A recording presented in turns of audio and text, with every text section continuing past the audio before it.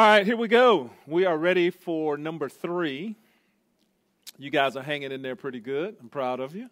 We got some troopers in here. All right, let's see what we want to do here.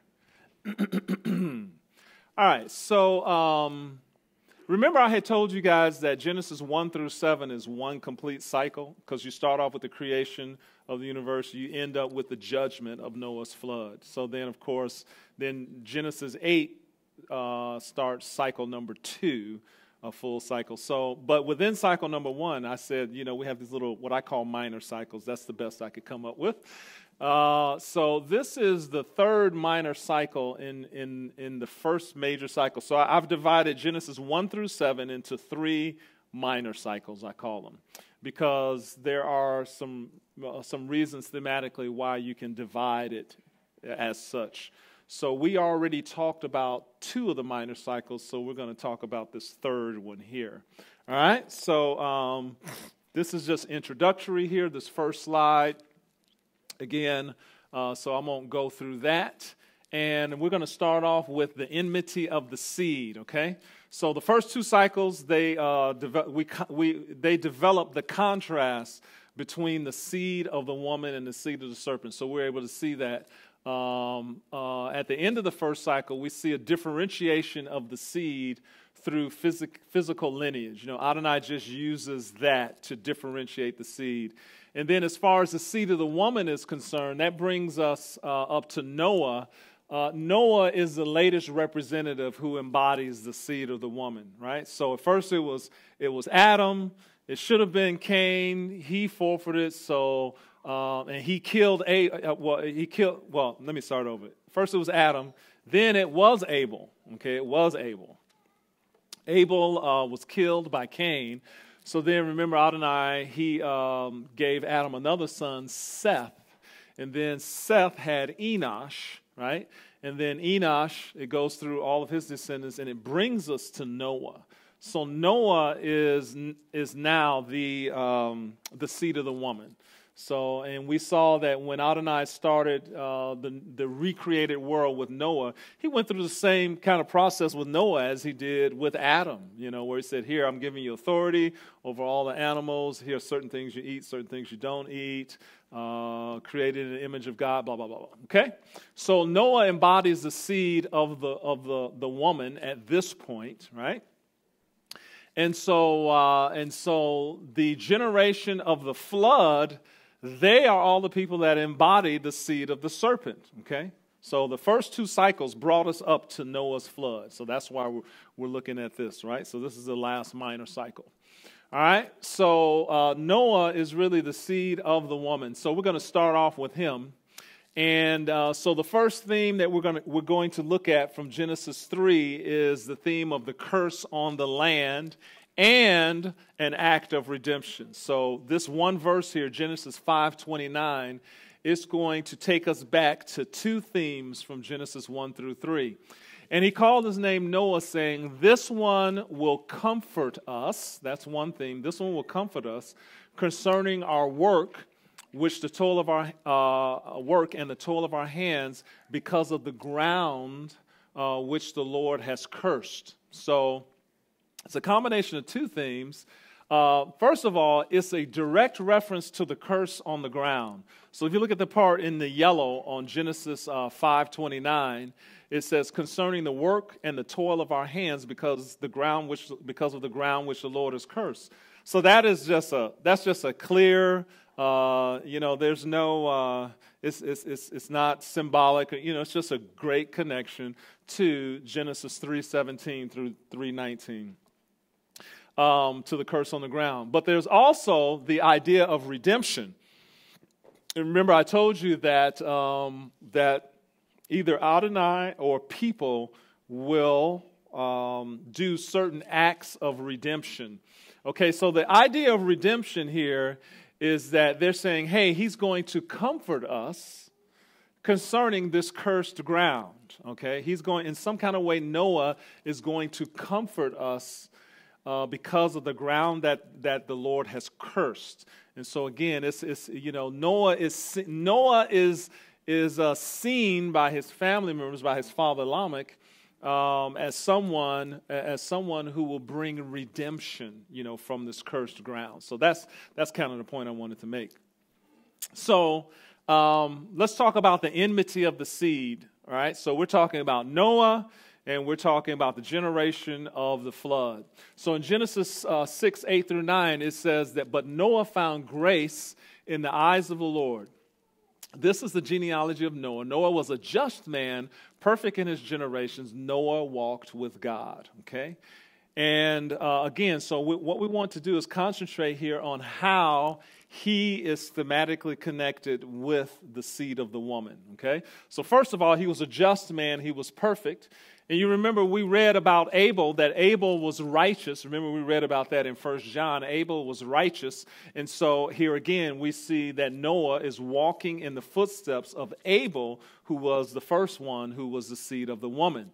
And in Genesis 7:1, Adonai said, come into the ark, you and all your household, because I have seen that you are righteous before me in this generation. Okay? So again, just establishing that Noah is the seed of the woman. The other thing that we see is that Noah is walking in the footsteps of the seed of the woman as far as those who called upon Adonai's name and he found grace, okay? We also see that Noah is thematically connected to Enoch, right? Because remember in Genesis it says, as a matter of fact, let me read that. In Genesis chapter 4, it says, actually Genesis chapter 5, let's look at verse 21. It says, Enoch lived 65 years and begot Methuselah. After he got Methuselah, notice what it says. Enoch walked with God 300 years, okay? He walked with God 300 years, and then it was after that time that it says Adonai took him. But the point is that it specifically says that Enoch walked with God. Well, it also says that Noah walked with God. So that's a direct connection between Noah as the seed of the woman, that he walked with God, and Enoch walked with God. Okay? And again, Enoch is in that lineage of the seed of the woman. Okay? Now, we want to visit this theme of the fall into sin. Okay? So we want to visit this theme of the fall into sin. And again, as I said, many times what happens, we're just at the beginning. So the first instance of the fall into sin, what we see is that the serpent went after the woman. Okay, the serpent went after the woman, and through that brought the sin in. And so that's what's happening here. So this is what happened in Genesis 6:1. through 2 and verse 4. Now it came to pass when men began to multiply on the face of the earth and daughters were born to them, that the sons of God saw the daughters of men, that they were beautiful, and they took wives for themselves of all whom they chose. There were giants on the earth in those days and also afterward, when the sons of God came into the daughters of men, and they bore children unto them.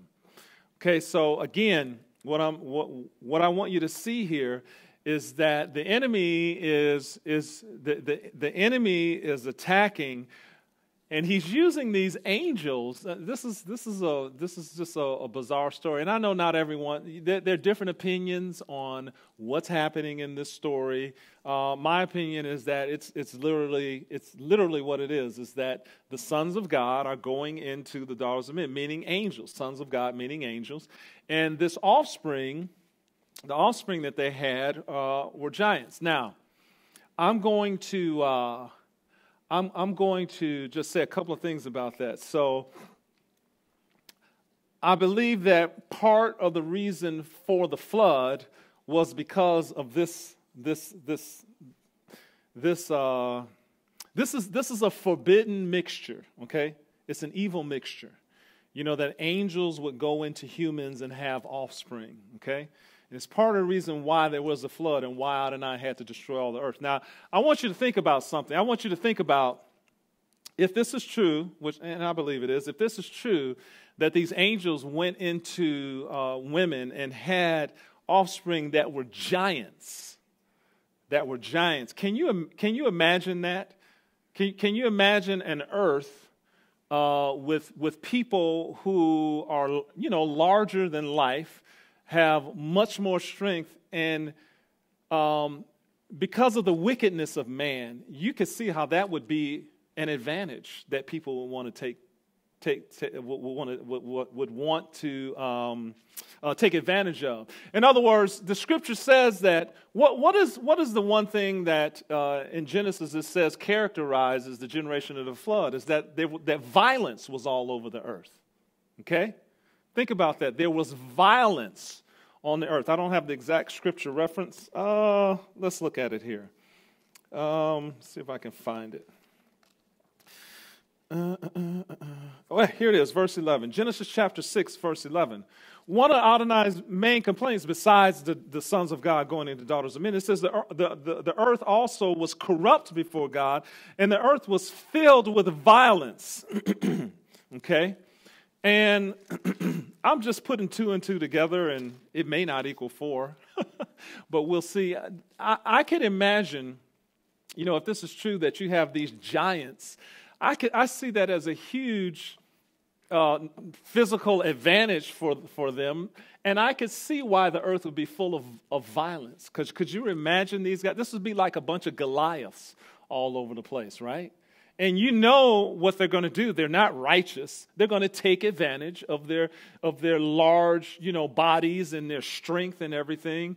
And so I can easily see how violence, especially through through these beings that were a mixture of humans and angels, I could easily see how that would have happened. Now, I'm in the process of asking Adonai to kind of help me make some connections here, because I see a connection between what's going on with these angels going into men and with transhumanism. How many of you have heard of what's going on with transhumanism today?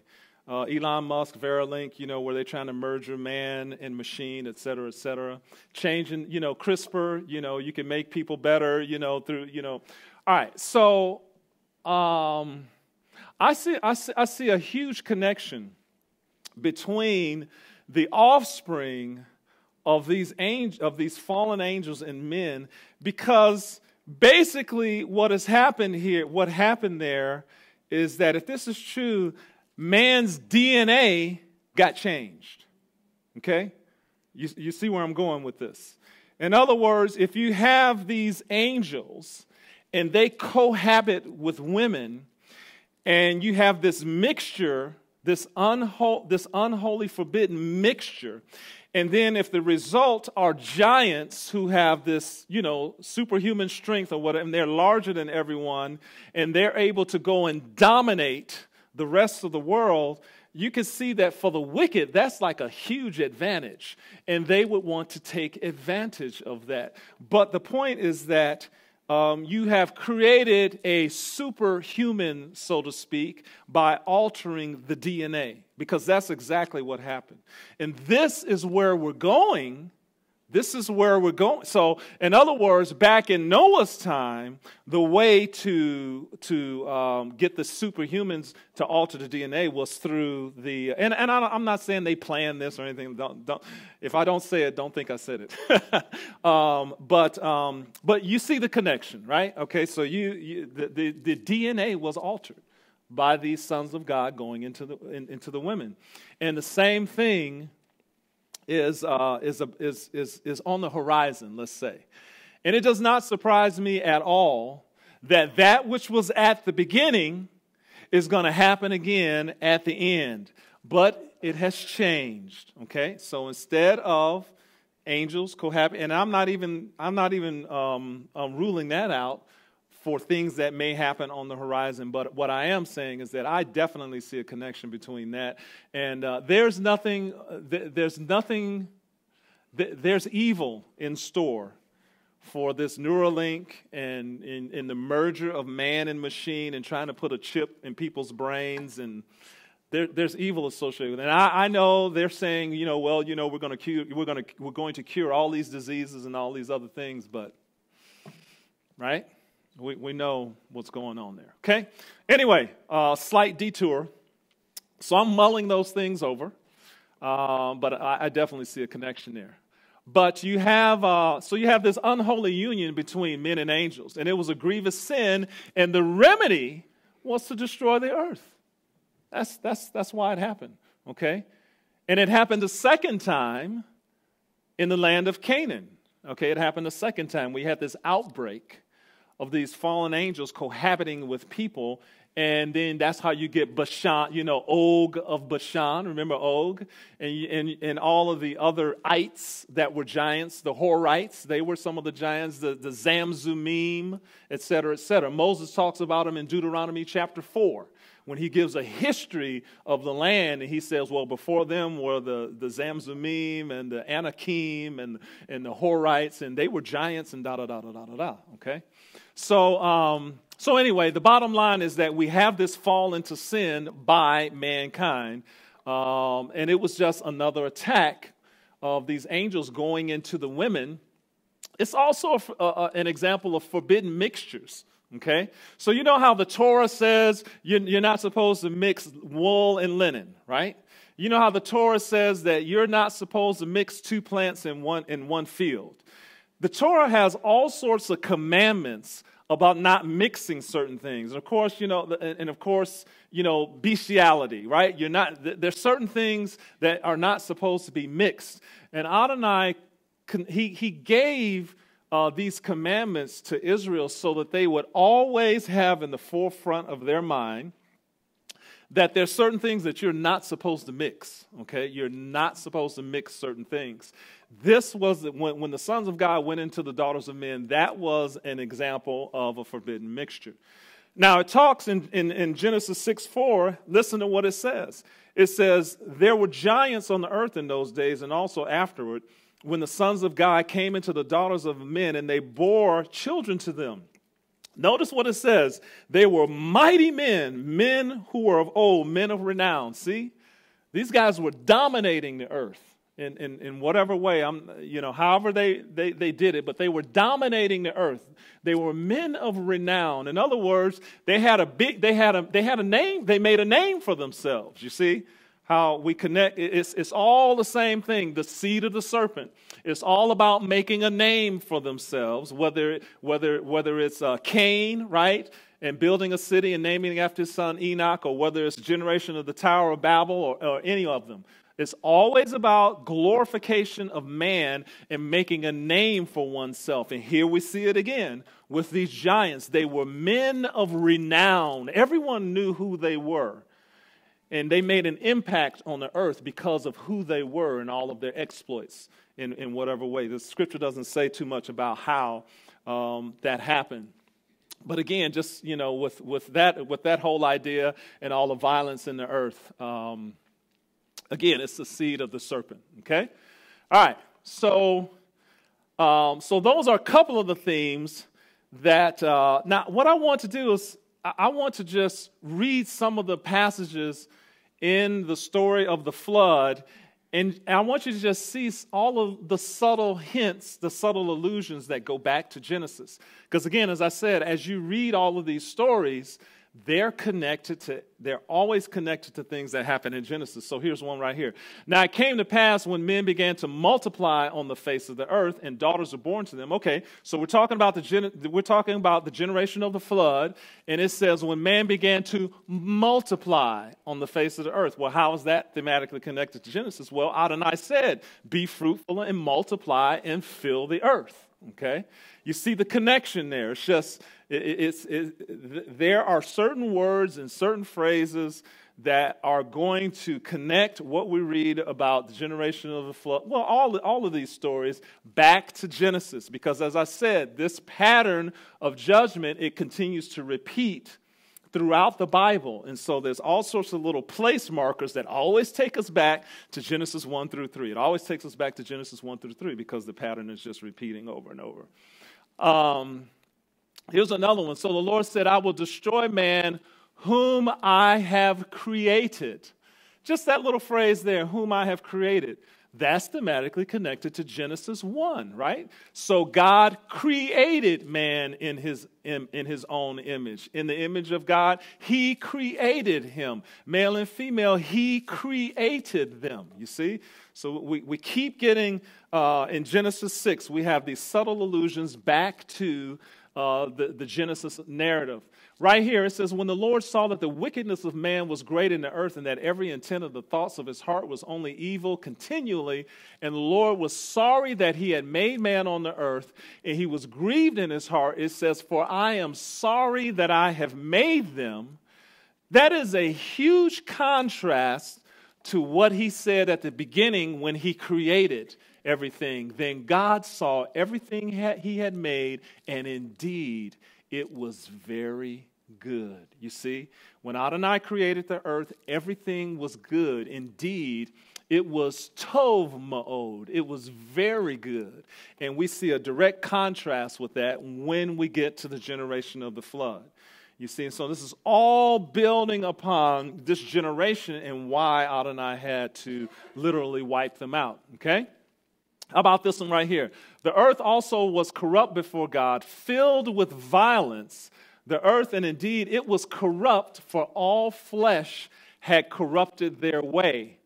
All right, now this is one, some of you might say, well, Tony, you're kind of stretching things here.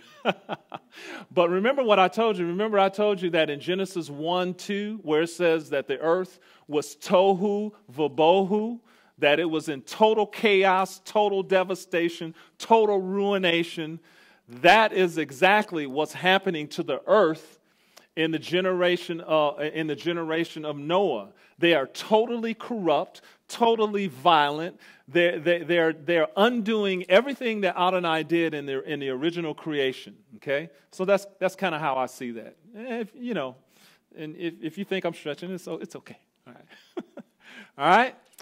But man's corruption of the earth is bringing it back to a state of tohu vabohu. Can I get an amen on that? Right? By the time we get to the generation of the flood, Noah, the generation of Noah, we are pretty much, remember, once Adonai finished, he said, this is tov ma'od, very good, right? He looked at his creation and everything that he had created. Everything was in its place. Everything was functioning the way he wanted it to function, right? Everything was good. It was very good. By the time we get here, things have degenerated because of man's sinfulness to the point that Adonai is like, we're going to have to destroy all of this. Everything, in other words, everything, I started off with an earth that was tohu vabohu. It was tohu vabohu, complete chaos. I brought it into order, and now it's back into tohu vabohu, and I'm going to complete that process. How about this one right here? I myself am bringing flood waters on the earth to destroy from under heaven all flesh, in which is the breath of life. That's connected to Genesis, right? And the Lord God formed man of the dust of the ground and breathed into his nostrils the breath of life. You see, all these subtle connections, all of these phrases that when we read them, I believe with all my heart, the intent that Adonai wants us to make these connections so that we can see. All right? So those are just a bunch of subtle connections. Now, I'm going to go back to some themes from Genesis 1 through 3, Adonai investigating sin. So with the generation of the tower, not the tower, but the generation of Noah's flood, he does the same thing. He comes to check things out. The Lord saw the wickedness of man was great in the earth. See? Just like with Adam and Eve, he came and he saw and said, what's going on here? Just like with Cain, he came back. Where's your brother? Right? Right, just like with Sodom and Gomorrah, I will go now and see if the cry that has come before me is true enough. Same thing right here. The Lord saw, he investigated. So he looked upon the earth. See, look at that phrase, verse 12. So he looked upon the earth, and indeed it was corrupt. So he's investigating again. You see, just like he investigated with Adam and Eve and Cain, and Abel, et cetera, et cetera. So he's investigating, and that's the connection I make there. Who told you you were naked, right? Just like with Eve, right? And so now we come, so we've seen a number of these themes that always point us back to those first 3 chapters in Genesis. And as I said, everything starts off with a new creation. God's man falls. Adonai comes to investigate. And then it's time for judgment. And that's where we are right here. So just as in Genesis 3:22 through 24, when Adonai came to pronounce judgment on Adam and Eve, so likewise he comes and he pronounces judgment on the generation of Noah. He says, I will destroy man whom I have created from the face of the earth. Now, as an aside here, I want you to think about something. So what I'm saying is that, again, this is a pattern that repeats. Now, when you read the New Testament, when you read the New Testament, whether it's Yeshua or Peter or Jude, what 2 stories do they always point to as a prophetic picture of the events that are going to happen in the book of Revelation? What 2 stories do they point to?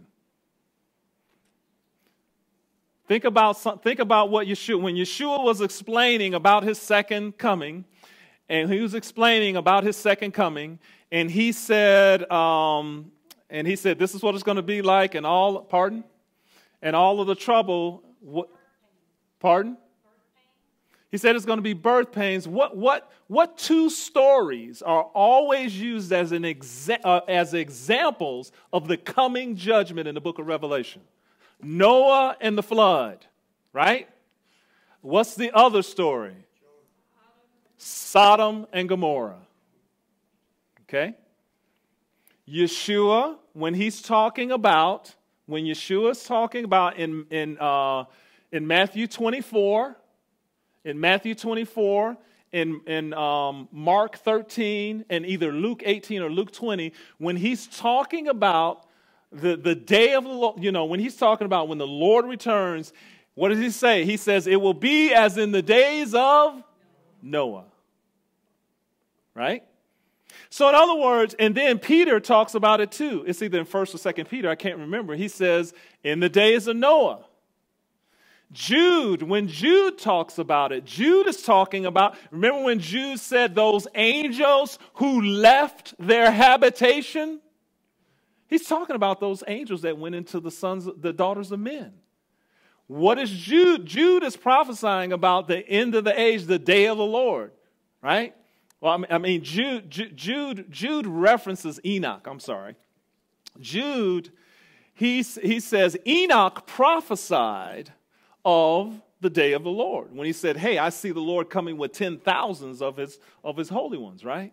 But the whole idea is that Jude is making reference to the time of Noah, when the angels left their habitation, their kind, and went into the sons of men, okay? And Sodom and Gomorrah is the other story.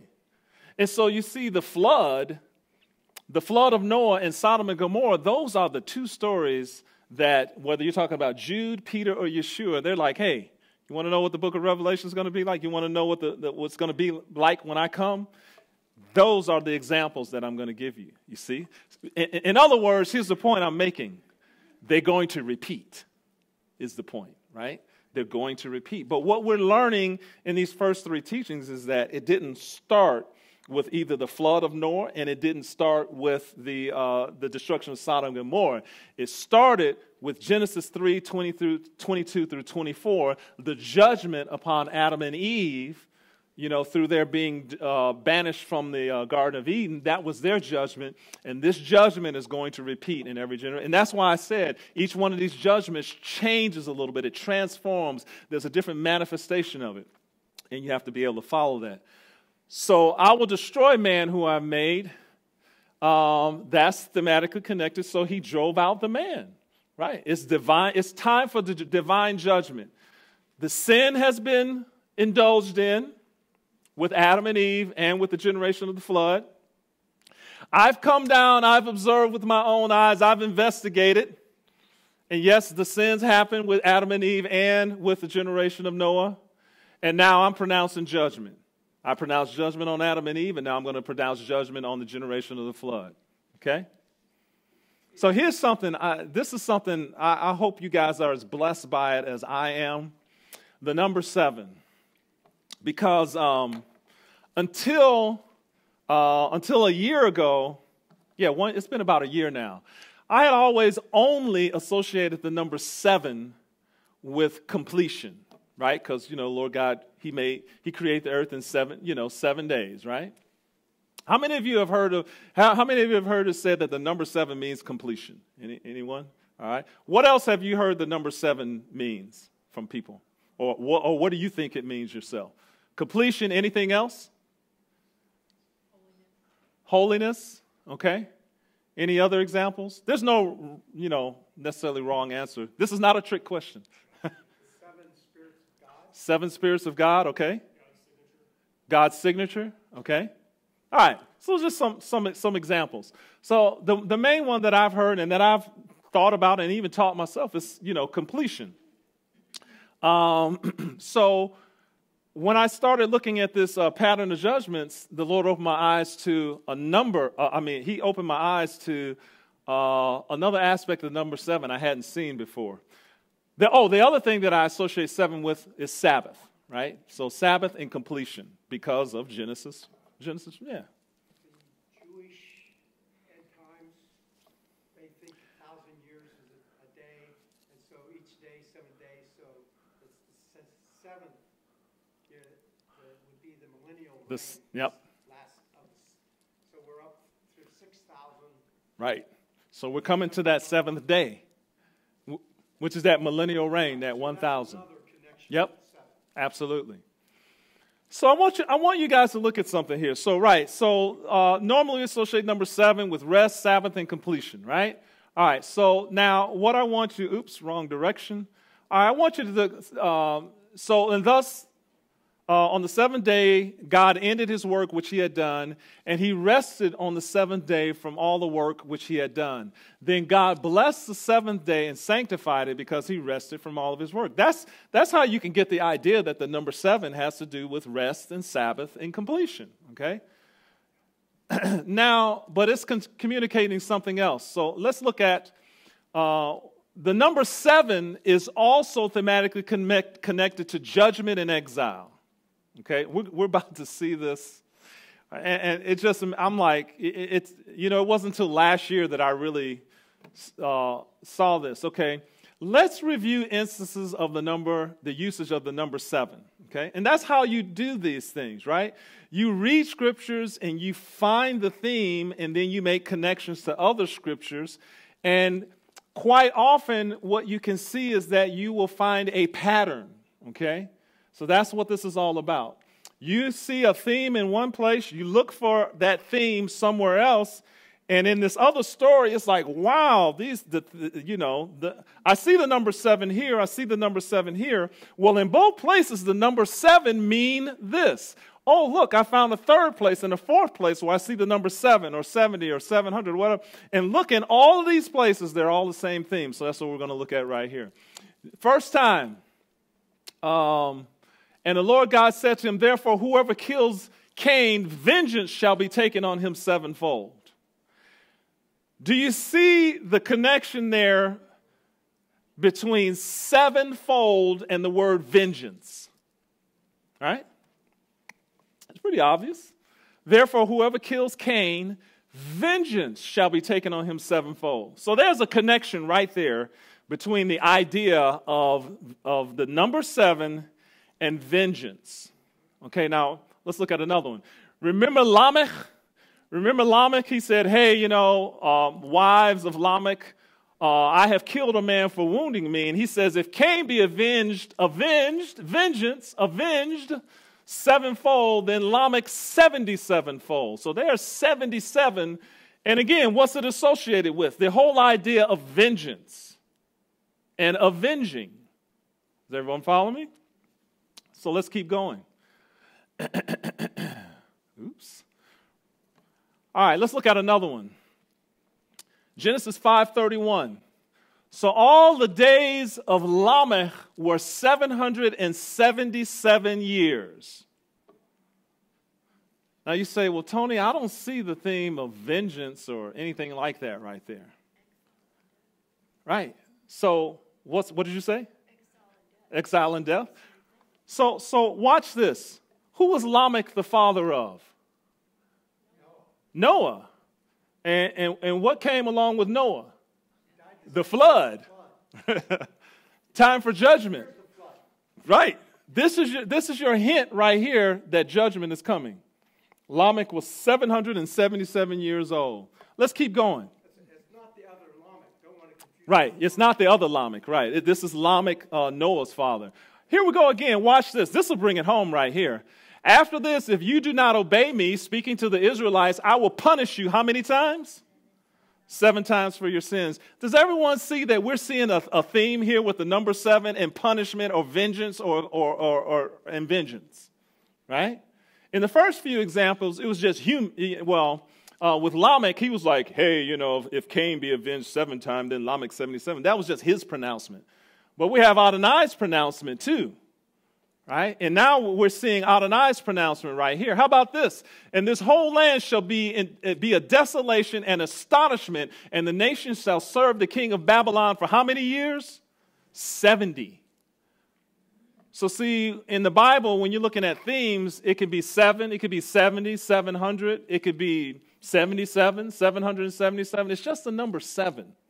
So what we're seeing here is the association of the number 7 with the idea of judgment or vengeance, okay? How about this? Genesis 7:24. Excuse me. And you shall take with you 7 each of every animal. And after 7 more days, I will cause it to rain on the earth for 40 days.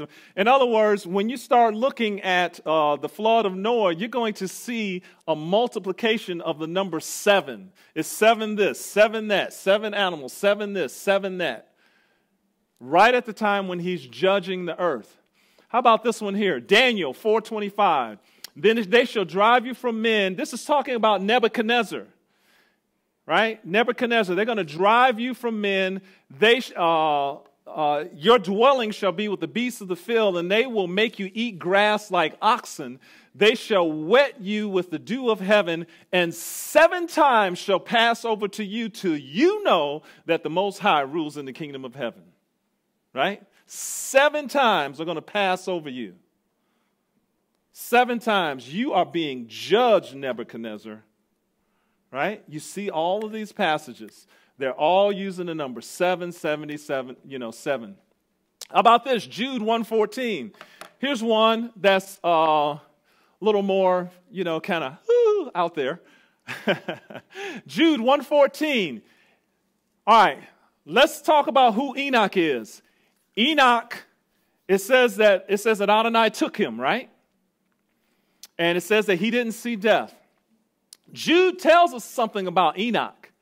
Jude tells us that Enoch prophesied. As a matter of fact, let's just go read it because I don't want to butcher it. Let's go to Jude, only one chapter, right before the book of Revelation.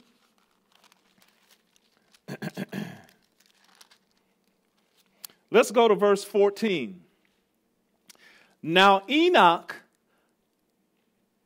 what number was he from Adam?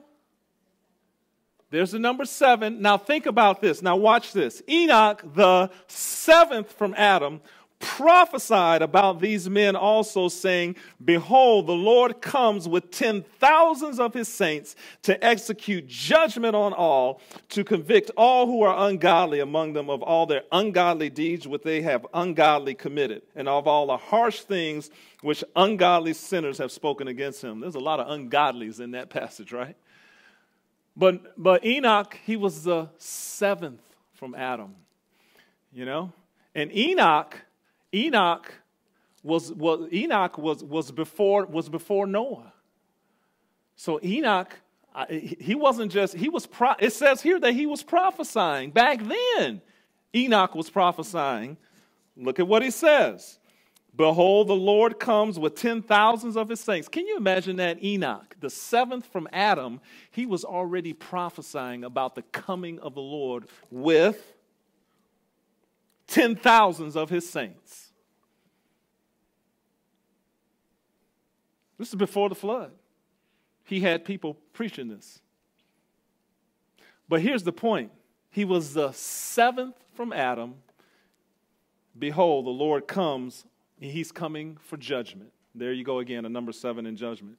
So it's all through there when we look at it. And so the number 7 also speaks of judgment. Okay. The number 7, so what are we learning here? The number 7 speaks of judgment of those whose sin has come to completion. See, we already know the number 7 means completion or complete. You know, he created the heavens and the earth and everything in 7 days. We're also seeing the idea that the number 7 is connected to judgment, vengeance, and avenging. We can put these two together by seeing that the number 7 speaks of judgment on those whose sin has ripened or been completed. That's what's going on there, okay? And I'm going to give you 2 examples. One is right here on the slide. Genesis 15:16. Remember the covenant between the pieces? Remember when Adonai he went through the pieces with Abraham, and he said, hey, I'm giving you and your descendants this land. He's like, but, there's going to be some other people. And notice what he said. He said, but let's go read Genesis 15. Because I want to read that in context. Genesis 15, the covenant between the pieces. Now when the sun was going down, a deep sleep fell on Abram, and behold, horror and great darkness fell upon him. Then he said to Abram, know certainly that your descendants will be strangers in a land that is not theirs, and will serve them, and they will afflict them 400 years. And also the nation whom they serve, I'm going to judge them. And afterward they will come out with many possessions. So in other words, let's go down here. Isabel and the fortune. In other words, what needed to happen is the iniquity. Why was it going to be 4 generations? The fourth generation? Because the iniquity of the Amorites needed to be completed. Okay? Remember what we just said? The number 7 speaks of judgment upon those whose sin has ripened and become complete.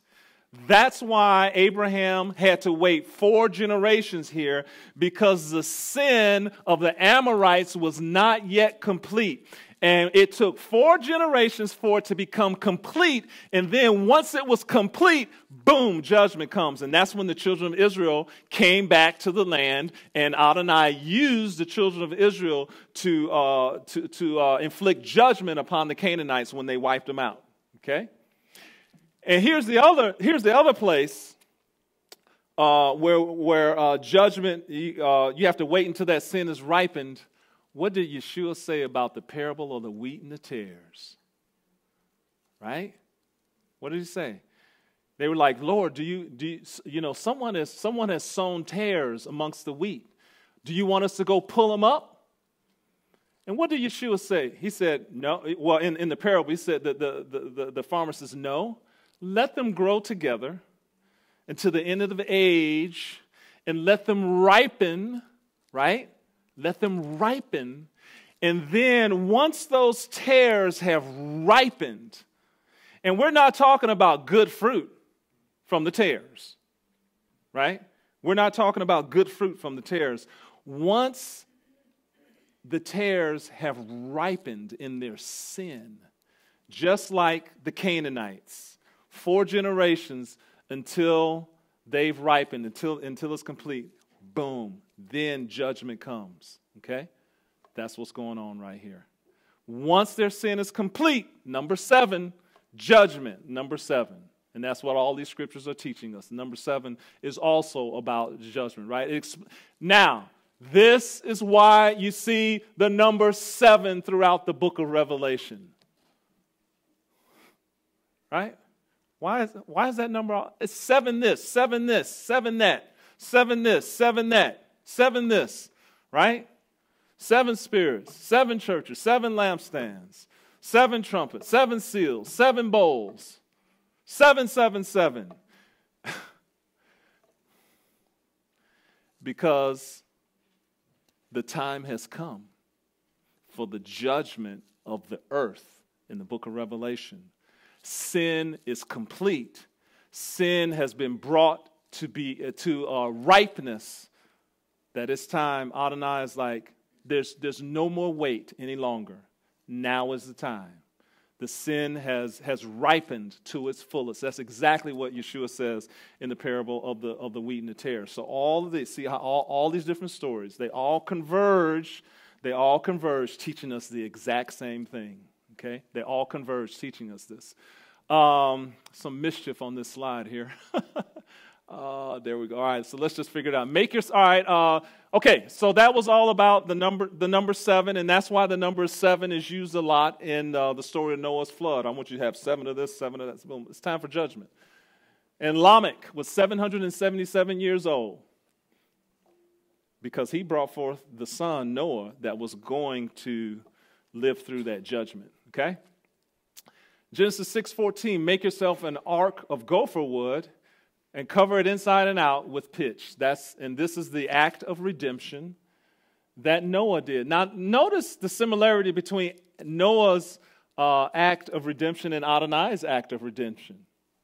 It says, make yourself an ark of gopher wood, make rooms in the ark, and cover it inside and out with pitch.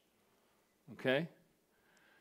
Also for Adam and his wife, the Lord made tunics of skin and clothed them. So that's the skin, the tunics of skin was to protect their bodies, just like the pitch for the ark was to protect the wood there, right, so that it would be able to float. The first place to start studying what Yom Kippur is right here. Cover it inside and out with pitch. That word covers is from the root word kafar, from which we get Yom Kippur, to cover, right there. Cover it inside and out with pitch. Okay? So again, we see acts of redemption associated with the seed of the woman, right? Noah is the seed of the woman. Noah is the one who built the ark for the saving of his life and the lives of 7 other people and all of the animals. And so this completes the first major cycle in the pattern of redemption. Okay, this completes the first major cycle, right? But with this last part right here, what I'm going to do is, let's see here. In this last part, I am going to, how much time I have, Sean?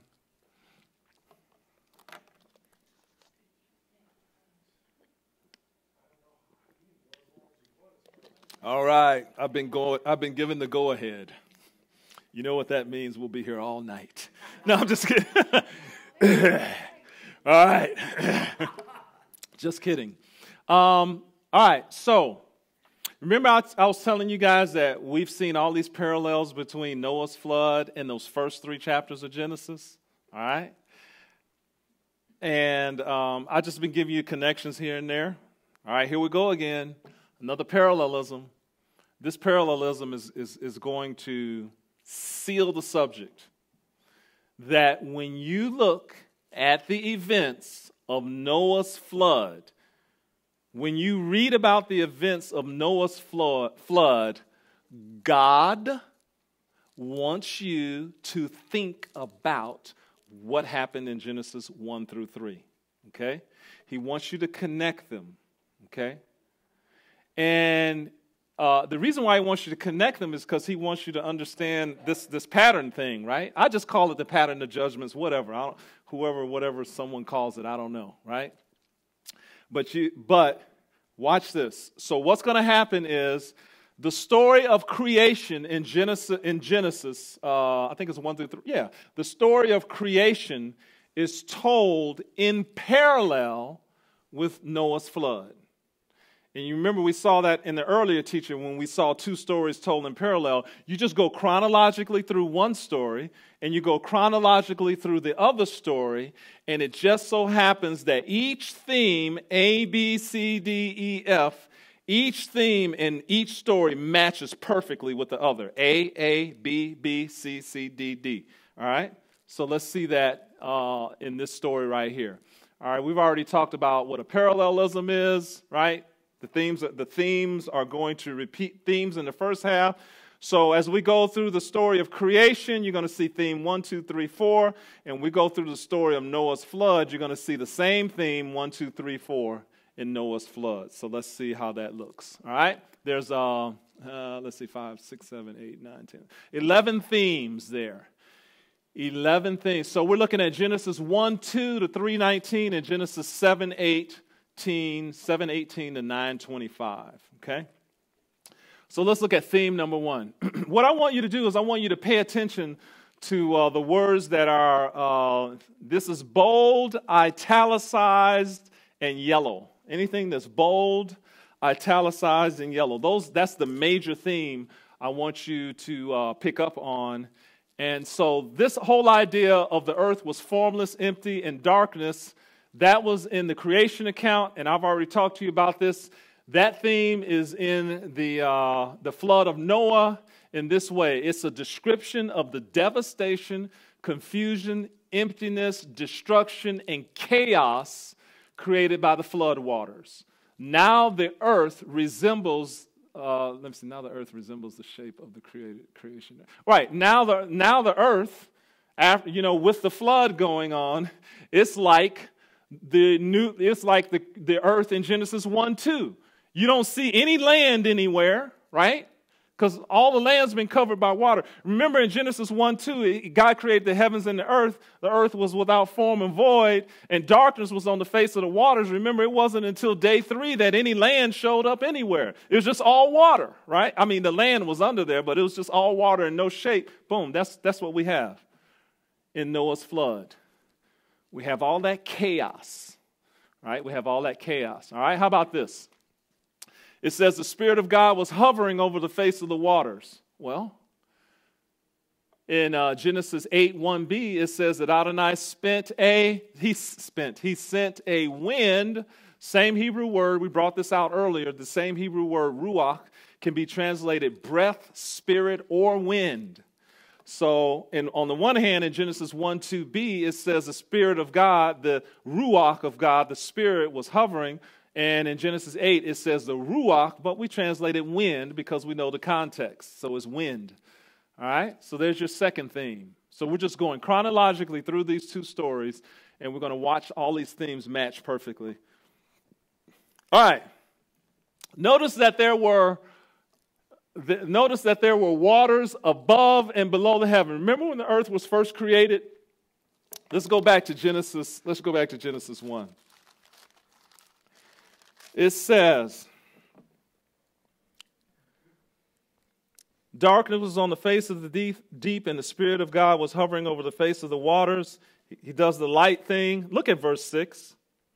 Then God said, let there be a firmament in the midst of the waters, and let it divide the waters from the waters. Okay? So in other words, there was a division. He created the sky to separate waters. There was water above and below the earth, right? You know how that's thematically connected to Noah's flood? Does anyone know? Think about that. Right. Boom. Joshua and Stevie. Right. Water in Noah's flood came from down, and water came up out of the earth. There's a separation of the waters. They came onto the earth. Okay? All right. That's what's going on there.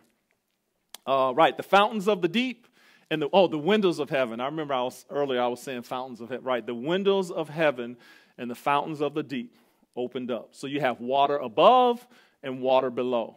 Okay? All right, the waters were brought together and dry land appeared. Remember in the creation account, verse 9, Genesis 1:9. It says, and he gathered together the waters and dry land appeared. right? Let the waters under the heavens be gathered together into one place and let dry land appear. And in Noah's flood, that's thematically connected to what in Noah's flood? When the water, who said that? Was that? Yeah, when the water's receding and what? The mountains, the dry land began to appear again, right? All right, and that's what that is. The waters receded and the dry land or the mountains appeared, okay? So this is just beautiful. It's just in the text. It's just right there.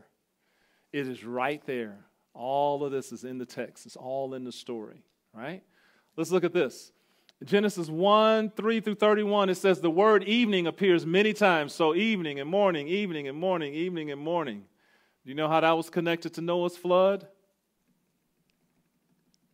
I didn't bring any CDs or things to give out. You know, normally I ask questions, I bring stuff, you know. I think there's more incentive. We get more answers when I bring something and I give things away. No, I'm just kidding. Anyone want to guess? I don't remember myself. Huh? I don't know. Let's find out. I forgot.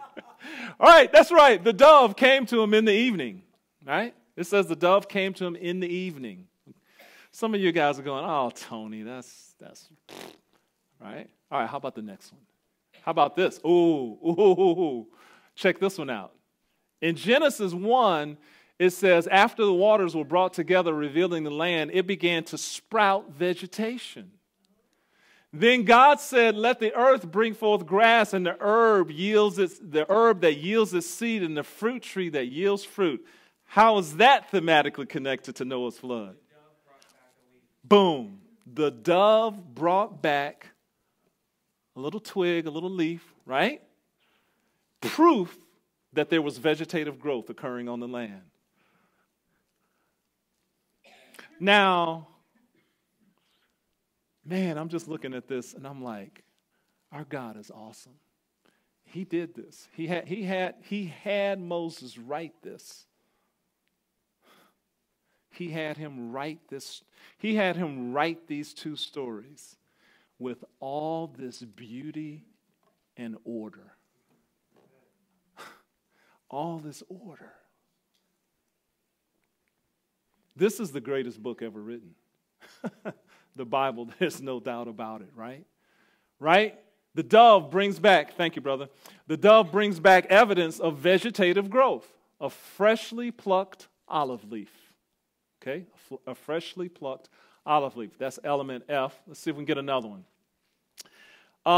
The creation of the luminaries. All right? God said, let there be lights in the firmament of the heavens to divide the day from the night. Now, I love this. Watch this. Let them be for signs, seasons, for days, and years. Does anyone know how that's thematically connected to Noah's flood? When he had the altar and God smelled his offering and said there will be a continuation now, will not destroy you. We'll have our Right. day and our night and our And I like that. I like that. But there's one better. I like that. You are correct. So in other words, the connection that you just made is valid. Okay, right? Because Adonai said, day by day, seed time to harvest. It's never going to stop. It's the idea of time, right? Excellent connection. All right, but there's one that's like, what is it? Anyone think about it yet? Anyone? All right, I'm going to show you. Now, once I show you, are you going to be able to say it's ah? All right, here it is.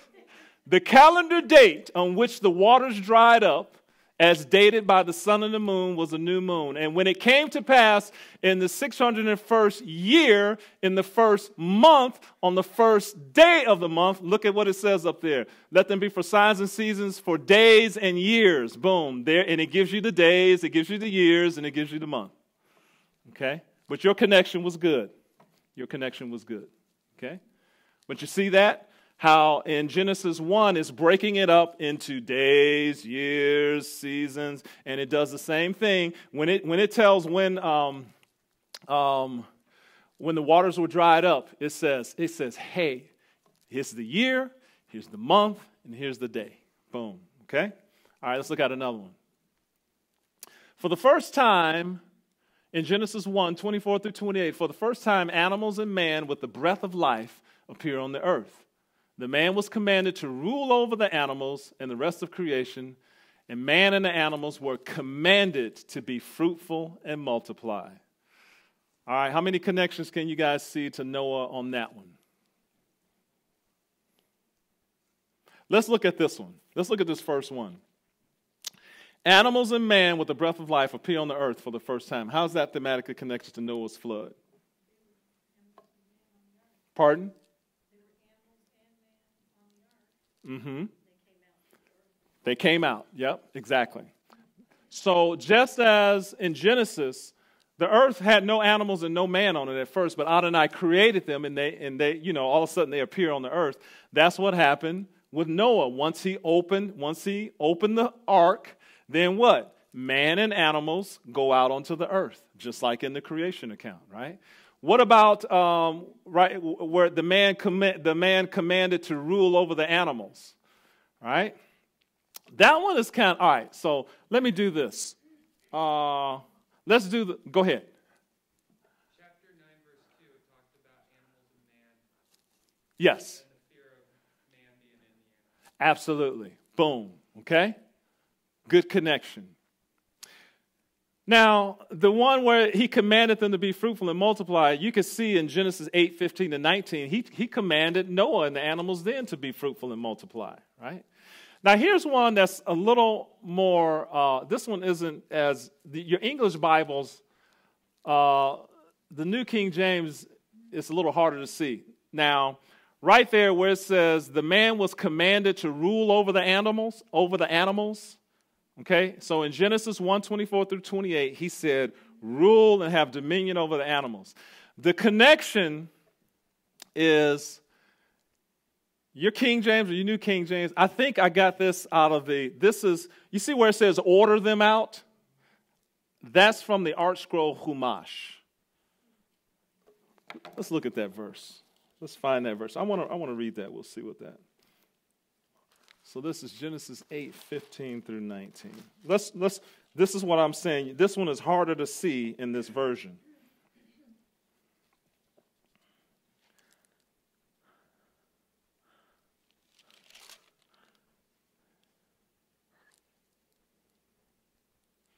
Yeah, see, listen to what it says in, all right, hold on.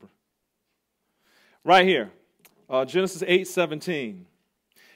In my Bible, you guys tell me what yours says. It says, bring out with you every living thing of all flesh that is with you. This is New King James. It says, bring out with you. Does someone have anything other than the New King James that says something a little different?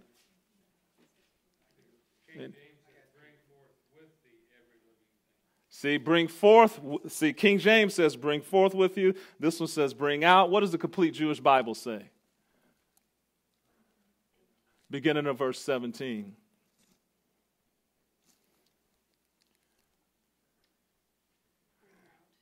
Bring out. Okay. Yes.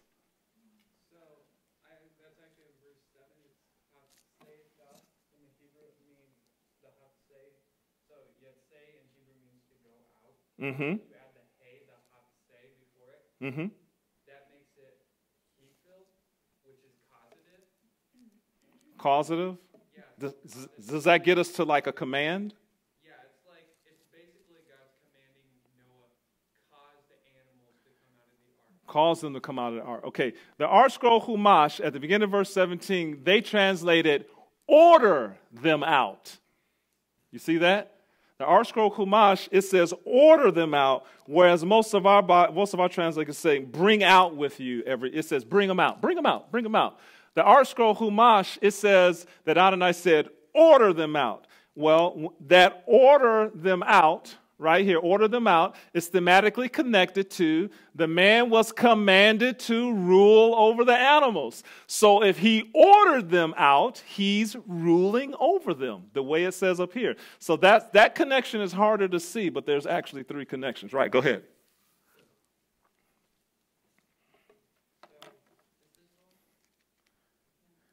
So I have Rashi's commentary here, Uh-huh. and what he talks about is the special tense in it means command them to come out, Boom. basically. There you go. And yeah, it's like if it says command them, like speak unto them, come Right. out. Order and if them. they don't, like cause them to come out yourself. Right. It means order them out. That's why the Art Scroll Chumash, they typically use Rashi's translation. So that's why they say order them out. But here's the point.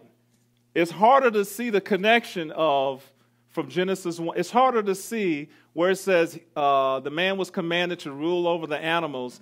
It's hard to see that as being connected to bring out the animals with you. But when you have this translation, which says, order them out, now you can clearly see the connection. So sometimes, I usually try to look at a couple of different connections on things. And sometimes you can find beautiful things. Okay. All right. Genesis 1:27 through 29.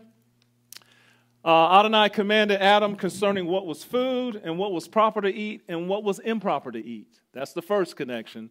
And the second one is, it says that Adonai created man in his image, in the image of God. Okay?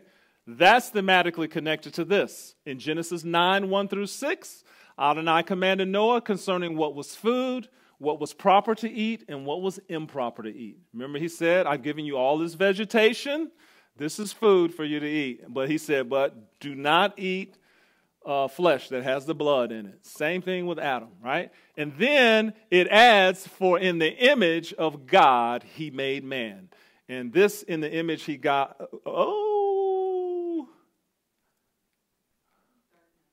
All right, and so, yeah, seriously. Created in the image of God, created in the image of God, he made him. Okay, so that's your connection. All right, we're getting towards the end here. The Sabbath is declared in Genesis 2:1 through 3. And remember, Exodus 31:13 says it's a sign.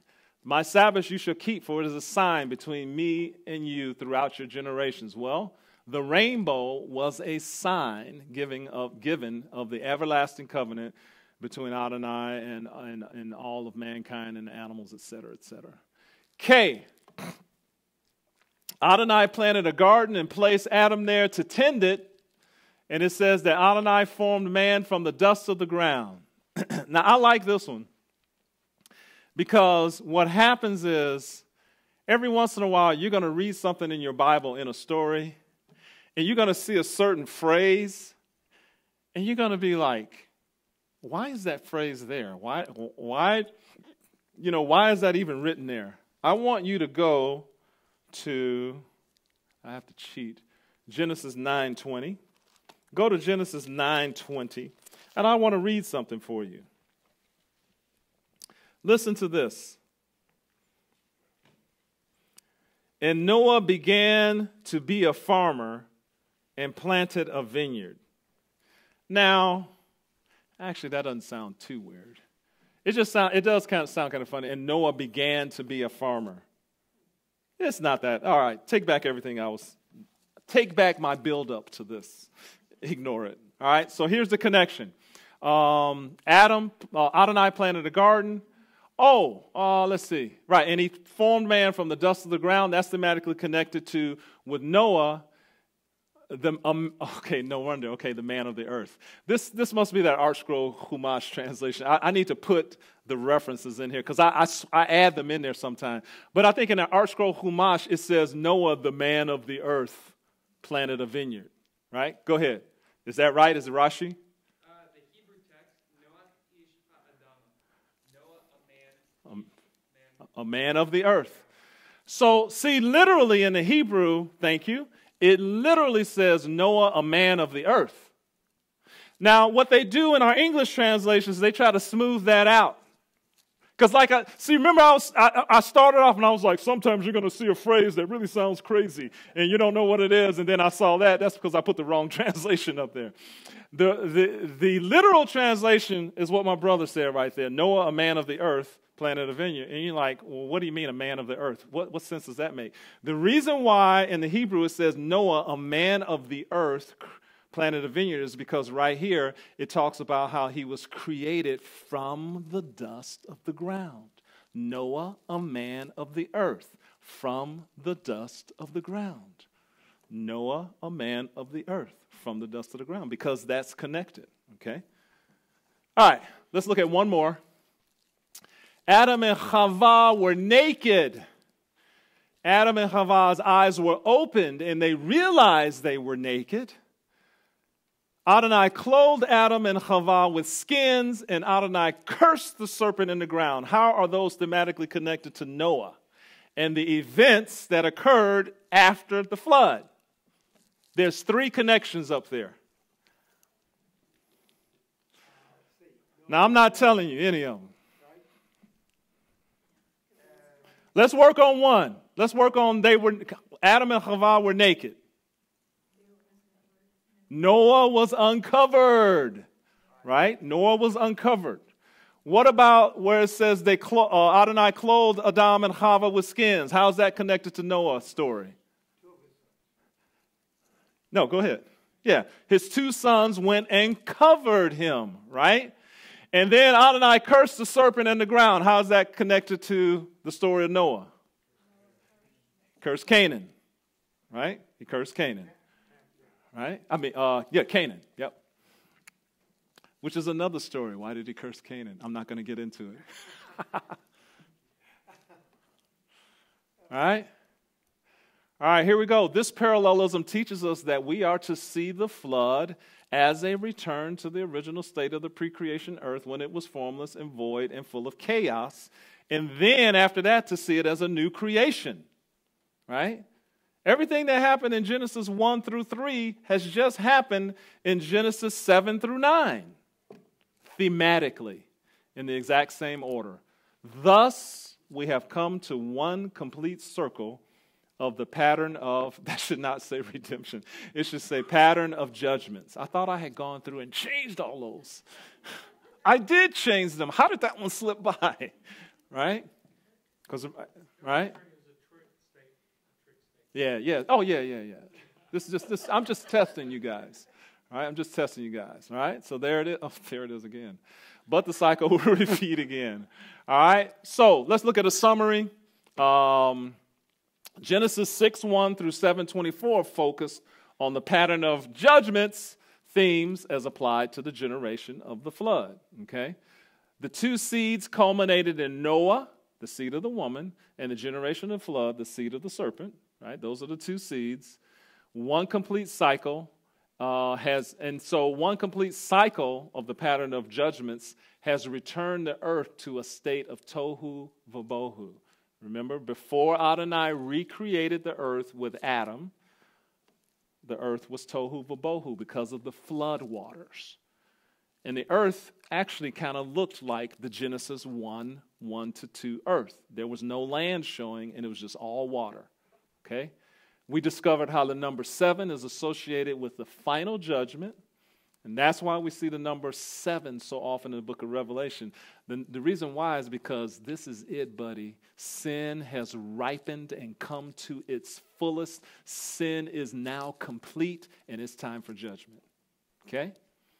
Throughout the parallelism between the creation and the flood, we saw quite clearly that the condition of the earth at the time of the flood, before its recreation, is thematically equal to the condition of the earth before the original creation. Tohu vabohu, and nothing but water all over the place. So that's the third, right, so blah, blah, blah. Okay. So, that is that.